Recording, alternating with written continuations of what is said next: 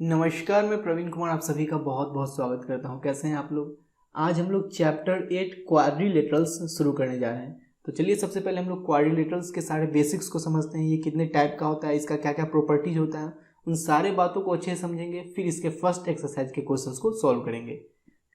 Quadrilaterals का सबसे basic बात कि चार साइड से मिलके जो फिगर बना हो उसको हम लोग क्वाड्रिलेटरल्स बोलते हैं। तो कोई पूछे क्वाड्रिलेटरल्स में कितने साइड होते हैं, तो चार साइड्स होते हैं। अब बात आता है कि वर्टिसेस कितने होते हैं, तो चार वर्टिसेस होते हैं।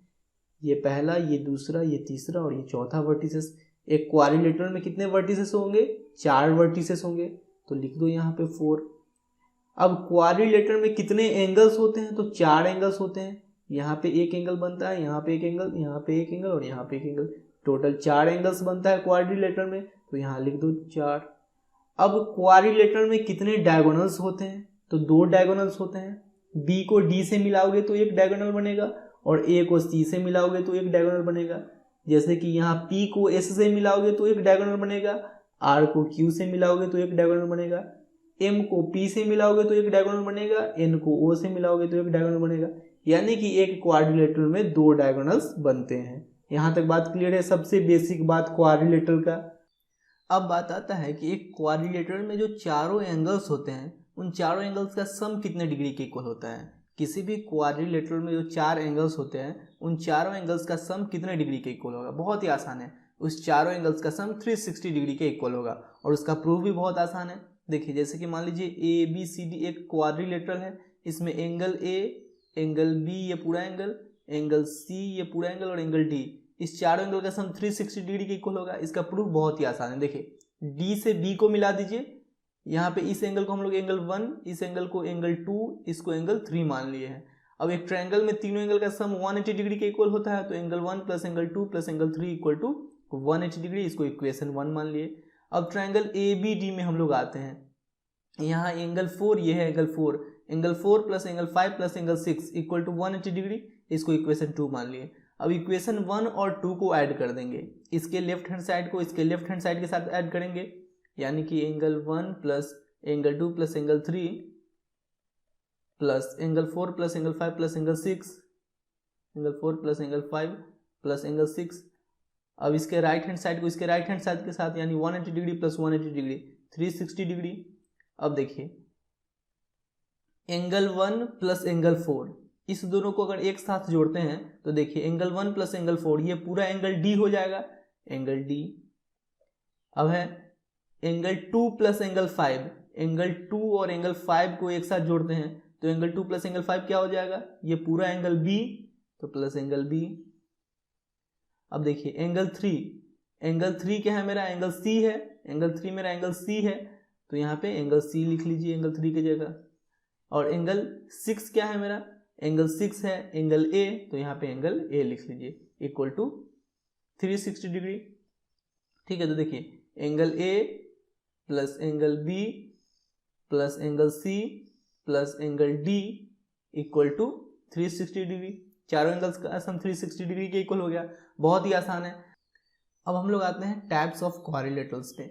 इस पे सबसे पहले है ट्रापेजियम। देखिए, वैसा क्वाड्रिलेटरल जिसमें सिर्फ दो साइड पैरेलल हो, आमने सामने का केवल दो साइड पैरेलल हो, बाकी बात इस दोनों साइड से हम लोगों को कोई मतलब नहीं है। अगर केवल दो साइड पैरेलल हो तो वो ट्रापेजियम है। जैसे कि यहाँ ए बी सी डी के पैरेलल है तो ये ट्रापेजियम हो गया। जैसे कि अगर इस फिगर की बात करें पी क्यू आर एस की, तो यहाँ पी क्यू आर एस के पैरेलल है, बाकी बात इस दोनों से कोई मतलब नहीं है, तो पी क्यू आर एस के पैरेलल है तो ये हो गया ट्रापेजियम। क्लियर है बात। अब पैरेललोग्राम में हम लोग आते हैं। पैरेललोग्राम में आमने सामने का साइड पैरेलल और इक्वल होता है। जैसे कि यहाँ ए बी सी डी के पैरेलल है, साथ ही A B equal to C D है। फिर ए डी जो है वो बी सी के पैरेलल है और A D B C equal भी है। ठीक है, तो ये मेरा पैरेललोग्राम हो जाएगा। देखिए, सिंपल सा एक बात बताते हैं।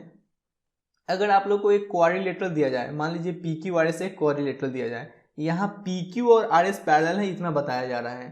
P Q parallel R S है, साथ में ये भी बताया गया है कि पी क्यू और आर एस इक्वल है, तो P Q equal R S. अब इस दोनों के बारे में हम लोगों को कुछ नहीं बताया गया है। पी एस और क्यू आर के बारे में कुछ नहीं बताया गया है। केवल किसी भी क्वाड्रिलेटरल में अगर आमने सामने का केवल दो साइड पैरेलल और इक्वल दिया जाए तो समझ लेना वो पैरेललोग्राम है। ठीक है। तो यहाँ पे पी क्यू आर एस एक पैरेललोग्राम हो गया। अब पी क्यू आर एस एक पैरेललोग्राम हो गया, इसका मतलब पी एस और क्यू आर भी इक्वल हो जाएगा, P S equal to Q R, और ये दोनों पैरेलल भी हो जाएगा, तो P S parallel Q R. ठीक है, बस दो साइड अगर आमने सामने का दो साइड अगर पैरेलल दे और इक्वल दे तो समझ लेना वो क्वाड्रिलेटरल एक पैरेललोग्राम है। जैसे कि मान लो यहाँ पे आप लोग को एडी और बीसी इक्वल दिया जाता है, एडी इक्वल टू बीसी, और बोला जाता है कि एडी बीसी पैरेलल भी है, एडी पैरेलल बीसी, और बाकी बात इस दोनों साइड के बारे में कुछ नहीं बताया जाता, तो फिर भी समझ जाते हैं कि ए बी सी डी एक पैरेललोग्राम ही होगा। अब ए बी सी डी एक पैरेललोग्राम है, इसलिए ए बी और सी डी इक्वल हो जाता और साथ में A B C D parallel भी हो जाता। क्लियर है। अब हम लोग आते हैं रेक्टेंगल में। देखिए रेक्टेंगल का भी बड़ा सिंपल सा कॉन्सेप्ट है, रेक्टेंगल भी एक पैरेललोग्राम ही है। रेक्टेंगल में आमने सामने का साइड इक्वल होता है, पैरेलल भी होता है, A B equal to C D, B C equal to A D, लेकिन इसमें एक्स्ट्रा क्या है पैरेललोग्राम से कि इसका चारों एंगल 90 डिग्री है। पैरेललोग्राम में ऐसा कुछ जरूरी नहीं है कि इसका चारों एंगल 90 डिग्री हो, लेकिन रेक्टेंगल में बिल्कुल जरूरी है कि इसका चारों एंगल 90 डिग्री ही हो। अगर चारों एंगल 90 डिग्री है और आमने सामने का साइड इक्वल है तो ये क्या है, रेक्टेंगल है मेरा। क्लियर है। अब हम लोग आते हैं रोम्बस में। रोम्बस में है कि बस चारों साइड इक्वल होना चाहिए, चारों साइड इक्वल है तो ये रोम्बस है। ठीक है, A B equal to B C equal to C D equal to A D, ये रोम्बस है। अब स्क्वायर में आते हैं हम लोग। स्क्वायर में चारों साइड इक्वल होना चाहिए, चारों साइड इक्वल होना चाहिए, वो तो रोम्बस में भी होता है, लेकिन स्क्वायर में चारों एंगल 90 डिग्री के भी इक्वल होना चाहिए। अगर चारों एंगल 90 डिग्री के इक्वल है तो ये स्क्वायर है, चारों एंगल 90 डिग्री के इक्वल है और चारों साइड इक्वल है तो ये मेरा स्क्वायर हो जाएगा। क्लियर है ना बात। अब आता है काइट, कि काइट क्या होता है। देखिए वैसा क्वाड्रिलेटरल जिसमें एडजेसेंट साइड्स इक्वल होना चाहिए। एडजेसेंट साइड्स का क्या मतलब कि वैसा साइड जिसका वर्टिसेस एक कॉमन हो, जैसे कि ए बी और ए डी में ए जो है वो ए बी के लिए भी है और ए जो है वो ए डी के लिए भी है। कॉमन वर्टिसेस है ए, तो ए बी और ए डी इक्वल होना चाहिए, A B equal to A D. फिर बी सी और सी डी इक्वल होना चाहिए। देखिए बी सी में भी सी है और सी डी में भी सी है, तो बी सी और सी डी इक्वल होना चाहिए, तो ये मेरा काइट हो जाएगा। क्लियर है। अब देखिए ये क्वाड्रिलेटरल में पी क्यू और पी आर इक्वल है, P Q equal to P R, Q S और एस आर इक्वल है, Q S equal to S R, तो ये मेरा काइट हो जाएगा। क्लियर है ना बात। देखिए अभी हम लोग क्वाड्रिलेटरल्स के जितने भी टाइप्स पढ़े हैं उसमें कुछ कॉमन बात है, जैसे कि स्क्वायर, रेक्टेंगल और रोम्बस, ये तीनों पैरेललोग्राम ही हैं। क्योंकि पैरेललोग्राम में हम लोग क्या कॉन्सेप्ट पढ़े हैं कि आमने सामने का साइड इक्वल और पैरेलल होना चाहिए, यानी कि ये साइड इसके इक्वल और पैरेलल होगा, साथ में ये साइड इसके इक्वल और पैरेलल होगा। अब आते हैं हम लोग स्क्वायर में। स्क्वायर में क्या है कि चारों साइड इक्वल है, चारों साइड इक्वल है यानी कि ये साइड इसके इक्वल होगा। ऐसा भी तो हो सकता है चारों साइड अगर इसको इक्वल है तो ये साइड इसके इक्वल होगा और ये साइड इसके इक्वल भी होगा, यानी कि आमने सामने का साइड इक्वल और पैरेलल हो रहा है, तो ये भी पैरेललोग्राम है। अब रेक्टेंगल में देखिए, रेक्टेंगल में क्या कॉन्सेप्ट पढ़े हैं कि आमने सामने का साइड इक्वल होना चाहिए, यानी कि ये साइड इसके इक्वल और ये साइड इसके इक्वल, तो ये भी पैरेललोग्राम है। अब रोम्बस में क्या होता है, रोम्बस में होता है कि चारों साइड इक्वल होता है, चारों साइड इक्वल होता है यानी कि ये साइड इसके इक्वल भी होगा और ये साइड इसके इक्वल भी होगा, तो आमने सामने का साइड इक्वल हो रहा है, तो ये है पैरेललोग्राम। ठीक है, तो स्क्वायर, रेक्टेंगल और रोम्बस ये तीनों पैरेललोग्राम ही हैं। क्लियर है बात। अब नेक्स्ट पॉइंट में है कि a square is a rectangle and also a rhombus. एक स्क्वायर जो होता है वो रेक्टेंगल और रोम्बस दोनों होता है। देखिए स्क्वायर में क्या होता है कि चारों साइड इक्वल होता है। ठीक है, स्क्वायर में चारों साइड इक्वल होता है और चारों एंगल 90 डिग्री के इक्वल होता है। ठीक है, अब रेक्टेंगल में बात आता है कि रेक्टेंगल में चारों एंगल 90 डिग्री के इक्वल तो होता ही है और आमने सामने का साइड इक्वल होता है, ये साइड इसके इक्वल और ये साइड इसके इक्वल। अब अगर स्क्वायर में चारों साइड इक्वल है यानी कि आमने सामने का साइड भी इक्वल होगा, ये साइड इसके इक्वल और ये साइड इसके इक्वल, और चारों एंगल तो 90 डिग्री है ही, तो स्क्वायर को हम लोग रेक्टेंगल भी बोल सकते हैं। ठीक है, अब रोम्बस का सिंपल सा कंडीशन है कि चारों साइड इक्वल होना चाहिए, चारों एंगल से कोई मतलब नहीं है, चारों साइड बस इक्वल होना चाहिए। तो चारों साइड तो स्क्वायर में भी इक्वल होता है, तो इसको हम लोग रोम्बस भी बोल सकते हैं। ठीक है, तो स्क्वायर को रेक्टेंगल भी बोला जा सकता है, रोम्बस भी बोला जा सकता है। ठीक है, अब पैरेललोग्राम की कुछ प्रॉपर्टीज हैं उसको हम लोग देख लेते हैं। देखिए पैरेललोग्राम में आमने सामने का साइड इक्वल और पैरेलल होता है, यानी कि ए बी सी डी के इक्वल होगा, A B equal to C D and A B parallel C D.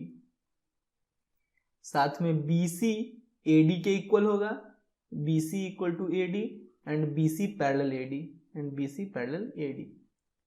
अब देखिए किसी भी पैरेललोग्राम में उसका डायगोनल्स उसको दो कॉन्ग्रुएंट ट्रायंगल्स में डिवाइड करता है। जैसे कि ABCD एक पैरेललोग्राम है जिसमें BD उसका डायगोनल है, तो यहाँ पे ट्रायंगल BCD यानी कि ये ट्रायंगल और ट्रायंगल ABD ये दोनों ट्रायंगल कॉन्ग्रुएंट हो जाएगा। इसका प्रूफ बहुत ही आसान है। देखिए अभी हम लोग जाने हैं कि ABCD एक पैरेललोग्राम है, इसलिए ABCD इक्वल होगा, तो इस ट्रायंगल का CD इस ट्रायंगल के AB के इक्वल है। अब AD और BC भी तो इक्वल होगा, आमने सामने का साइड, तो इस ट्रायंगल का AD इस ट्रायंगल के BC के इक्वल है, और जो डायगोनल BD है, ये जो BD साइड है, इस दोनों ट्रायंगल के लिए कॉमन साइड है, तो बाई SSS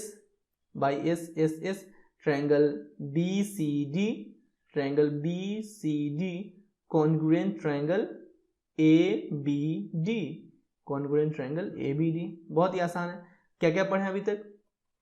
ये जो इसका डायगोनल है इसको दो कॉन्ग्रुएंट ट्रायंगल्स में डिवाइड करता है, triangle BCD congruent triangle ABD।